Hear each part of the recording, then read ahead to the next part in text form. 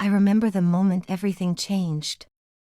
It wasn't during a dramatic fight or a scandalous revelation. It happened on a perfectly ordinary Tuesday evening in our Tribeca apartment. I was scrolling through Instagram, admiring my latest post, a perfectly curated shot of me at brunch with my influencer friends. The lighting was impeccable, my skin glowed, and my Chanel bag was positioned just right in the frame. The likes were pouring in, each notification a tiny dose of validation. Jack was in the kitchen, cooking something that smelled amazing. He'd always been the domestic one, finding joy in these simple tasks. I remember thinking how different we were, him in his plain tech company hoodie, me in my designer silk robe. "Madison," he called out. "Dinner's almost ready." I barely looked up from my phone. "Just 5 more minutes." I could hear him sigh, that soft, resigned sound I'd grown so accustomed to. "Can we talk about our weekend plans?" he asked, his voice carrying that hopeful tone I'd started to find irritating. "What about them?" I muttered, still focused on my growing like count. "I thought we could check out that new farmer's market, maybe cook together." I finally looked up, taking in his earnest expression.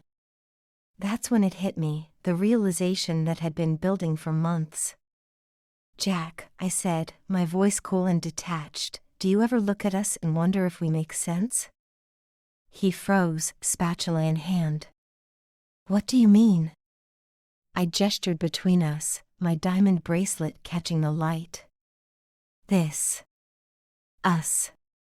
Look at you, and look at me." "I am looking," he said quietly. "I see my wife." I laughed, the sound sharp and dismissive. "Do you know how many men slide into my DMs every day?" His face tightened. I didn't realize that mattered. "Of course it matters," I said, standing up and walking to the mirror. I studied my reflection, the perfect blonde waves, the flawless makeup, the designer outfit. "I'm too gorgeous to be tied down like this," I declared, watching his reflection behind me. "Too gorgeous to be faithful to someone like you."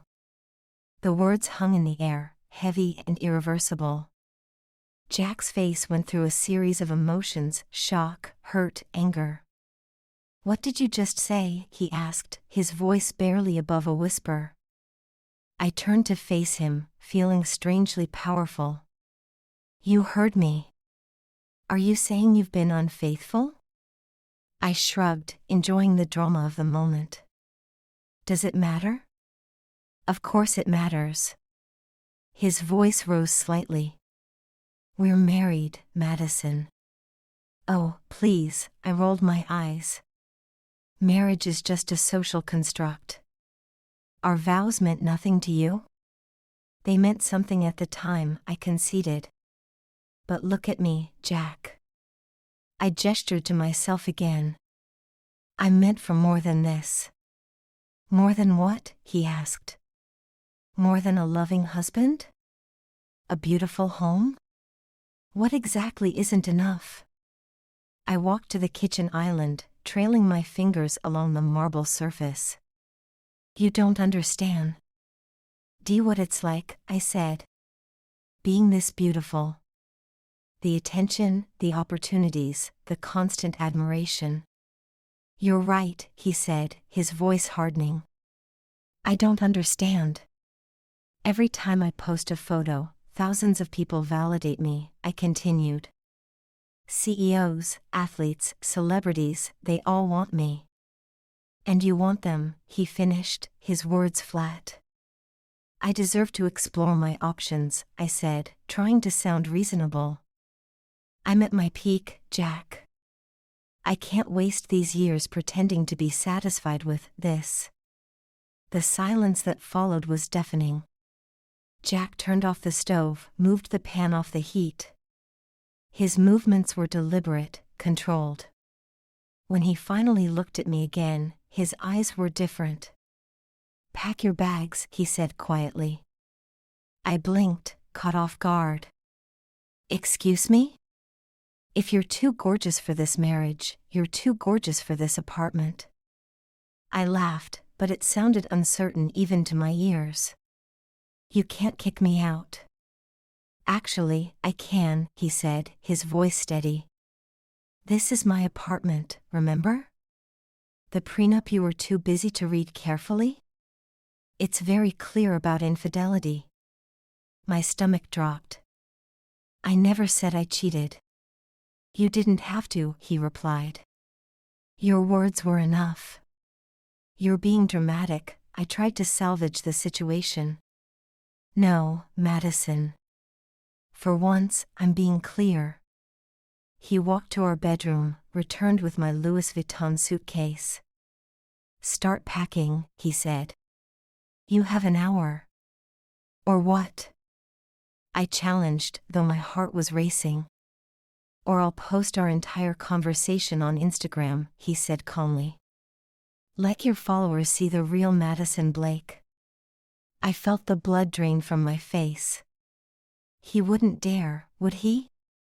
Looking at his expression, I realized he absolutely would. My hands shaking, I started gathering my things. Designer clothes, expensive jewelry, countless makeup products. Each item a symbol of the life I'd crafted so carefully. Jack watched silently as I packed, his presence heavy in the room. Where am I supposed to go? I asked, hating how small my voice sounded. That's not my problem anymore, he replied. You're too gorgeous to be concerned with such mundane details, right? The sarcasm in his voice stung more than I expected. As I zipped up my suitcase, reality started to sink in. This wasn't how this conversation was supposed to go. He was supposed to beg, to plead, to promise to be better. Instead, he was holding the door open, waiting for me to leave. Jack, I tried one last time. We can talk about this. No, he said simply. We can't. Everything that needed to be said, you've already said. I walked past him, pulling my suitcase behind me. The hallway seemed longer than usual, each step echoing. At the elevator, I turned back. Jack stood in the doorway, his expression unreadable. Goodbye, Madison, he said, and closed the door. As the elevator descended, I caught my reflection in the mirrored walls. Perfect makeup, designer. Clothes, flawless hair. But for the first time, I didn't recognize the person staring back at me. I checked into the Four Seasons that night, using the emergency credit card Jack had given me.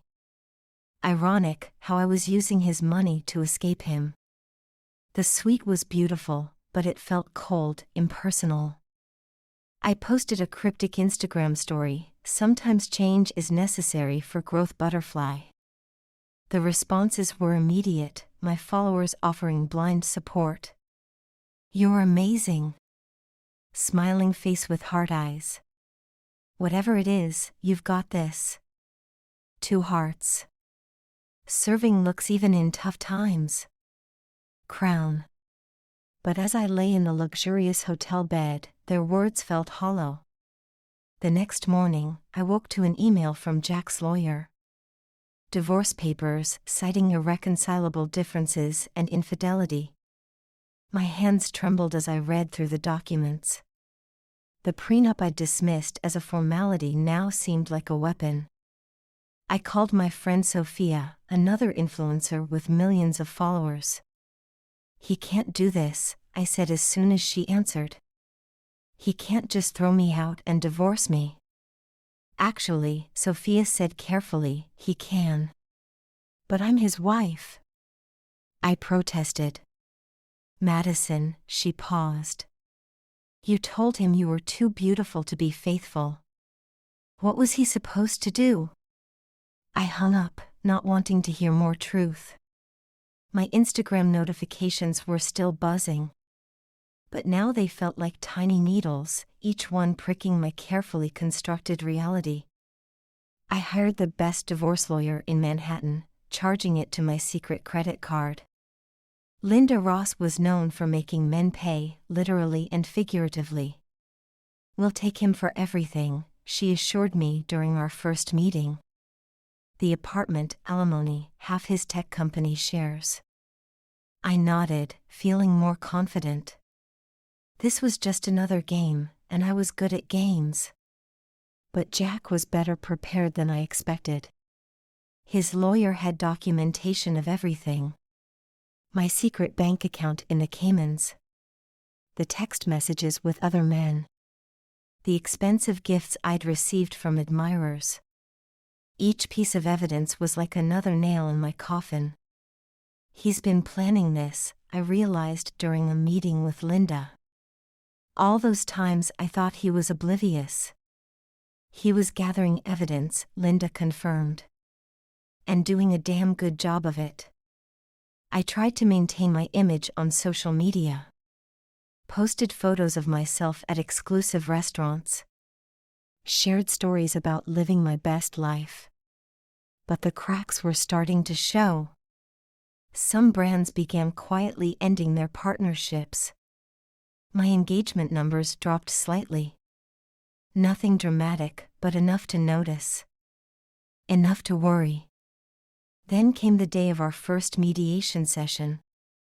I wore my most expensive outfit, did my makeup perfectly.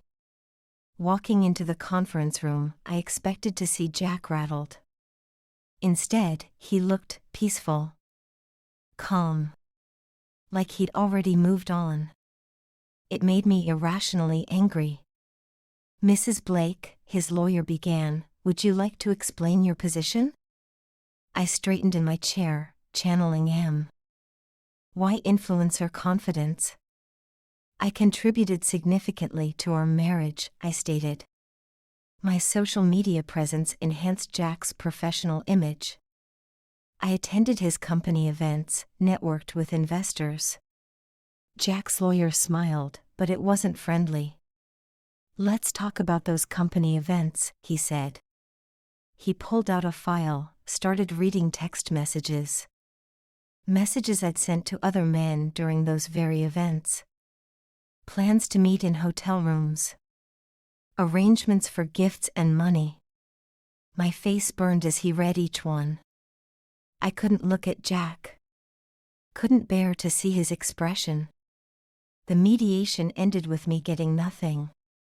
No alimony. No claim to the apartment. No shares in his company. Just the clothes I'd packed and my personal belongings. As I left the building, my phone buzzed with a notification. My largest brand partnership was terminating our contract. "Recent events don't align with our company values," the email read. I stood on the sidewalk, designer heels sinking slightly into a crack. People rushed past me, none of them stopping to admire my beauty. None of them sliding into my DMs or offering to take care of me. For the first time in my adult life, I felt truly alone. And terrifyingly ordinary. The first brand deal cancellation was just the beginning. Like dominoes, they started falling one after another. The skincare company that had paid me thousands for a single post. The luxury handbag brand that had kept me supplied with free merchandise. The exclusive gym that had given me a lifetime membership. All gone within weeks. I tried to pivot, to reinvent myself. Launched a clothing line called Blake Babe. The initial response seemed promising. My followers flooded the website when it launched. But the products were cheaply made, overpriced. The complaints started rolling in. "This dress fell apart after one wash. The sizing is completely wrong. Total scam. Don't waste your money." My perfectly curated comment section became a battlefield. I blocked users, deleted comments, but they kept coming. The business folded within 3 months. I lost everything I'd invested, which was mostly borrowed money. Next, I tried becoming a wellness coach. posted inspirational quotes about growth and transformation, offered one-on-one coaching sessions at $500 an hour. But my heart wasn't in it. My advice felt hollow, even to me. Clients didn't renew after their first session. The reviews were brutal. She spent the whole time talking about herself. No actual coaching, just Instagram platitudes. Save your money. My follower count started dropping. Slowly at first, then faster. People could smell the desperation in my posts. The carefully staged photos couldn't hide it anymore. I started drinking more. Just a glass of wine at first, to help me sleep. Then 2 glasses. Then the whole bottle. My Instagram stories became erratic. Late-night rants about loyalty and betrayal. Tearful monologues about being misunderstood. My friends, my real friends, not just Instagram mutuals, stopped calling. Sophia, who'd once been my closest confidant, ghosted me. "You need help," she texted before blocking me.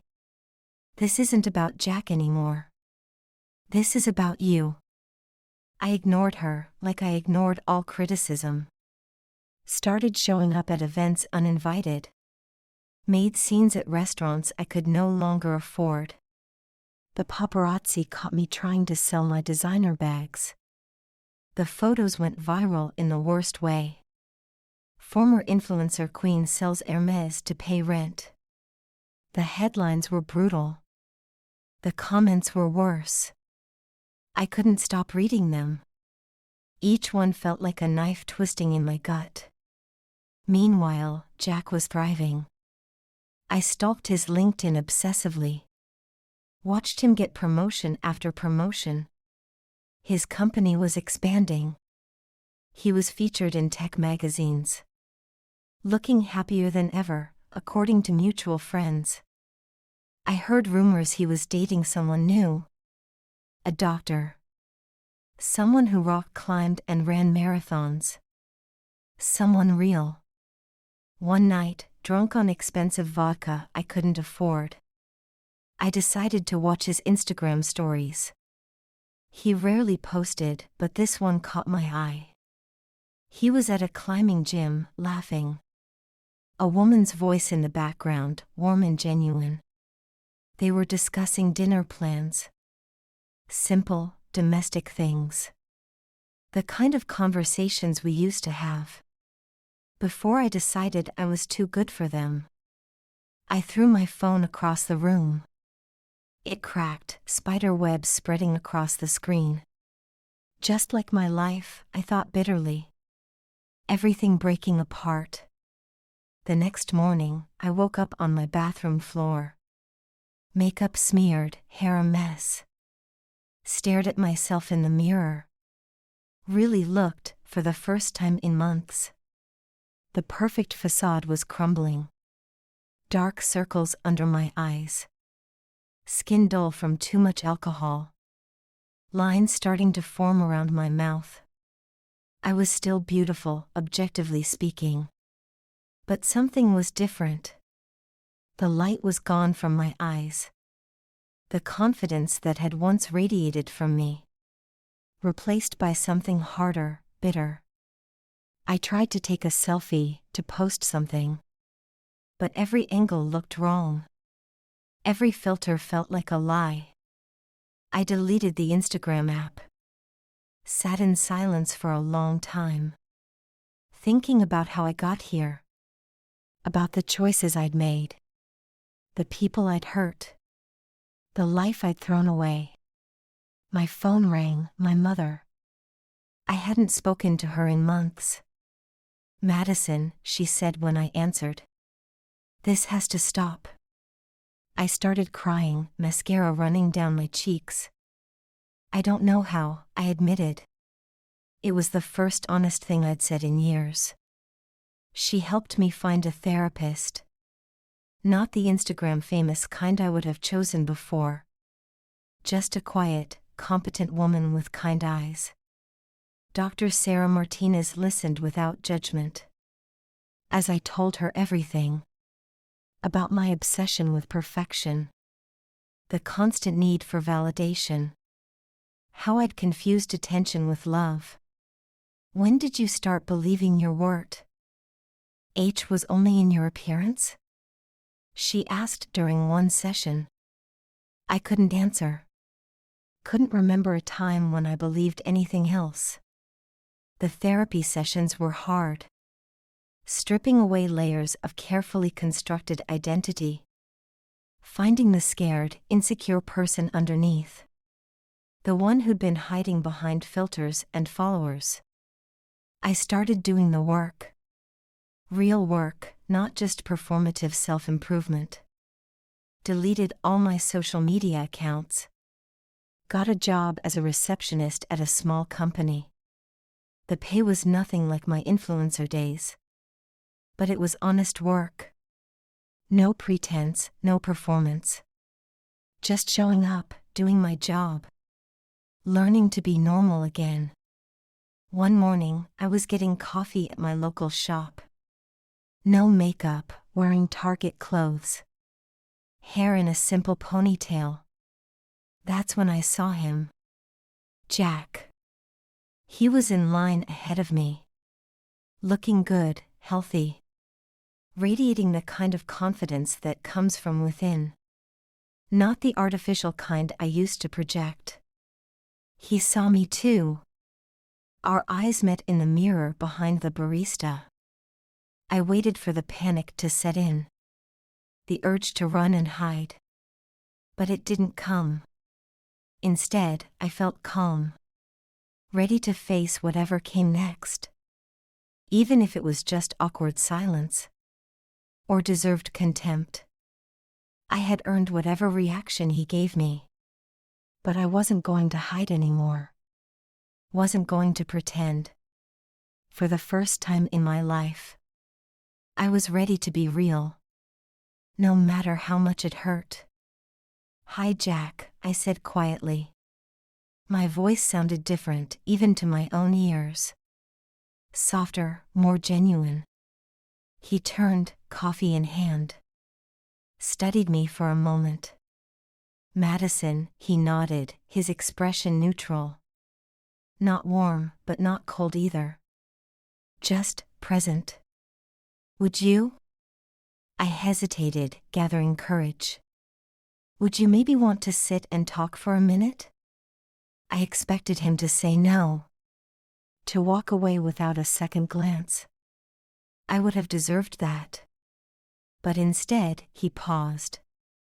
Considered. Then nodded slowly. 5 minutes, he said. We found a small table by the window. Sunlight streaming in, highlighting the dust motes in the air. Making everything feel more real somehow.